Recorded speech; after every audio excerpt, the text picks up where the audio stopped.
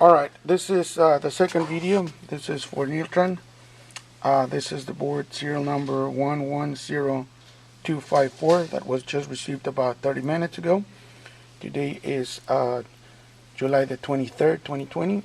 And now on this second video we're going to show what happens now that U5 has been replaced. Go ahead, Tony. Okay, on the first video, as soon as we powered up, both red LEDs was on, and that was a phase loss, verifying that one of the phases on the output of the 1016 was out. And we verified, and also you guys verified yesterday that pin 15 of U5 were missing. That was causing the phase loss.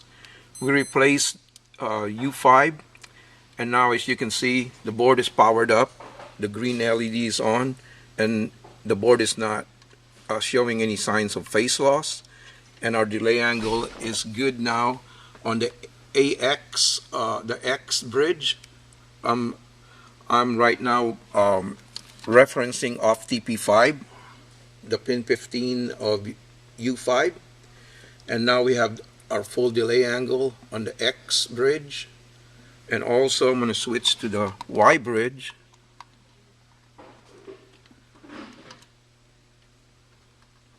And that would be TP10 and TP12. And you can see we have the full range of the SCI. And now I'm going to show you the corresponding TP2 ripple that we've been talking about.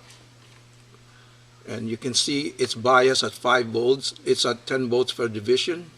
And you can see all the ripple. It hits null. It's all balanced. It's going to hit null again. And then it'll go to the maximum delay angle. And you can see it's not. The last thing, can we show the inputs versus the outputs, Tony, that were missing? Oh yeah, and we'll show you the inputs again on the pin inputs 2 and the outputs of U5. Pin 2, pin 3, 4, 5, 6, and then pin 10, the output, 11,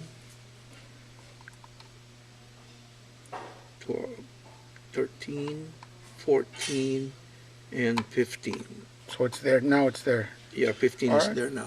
Now it's there, it's not missing, and you're able to fire the board, and now the board is working properly. Yeah. Correct?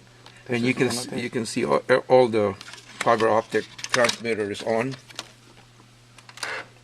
All right. And it's firing. This is the end of this video.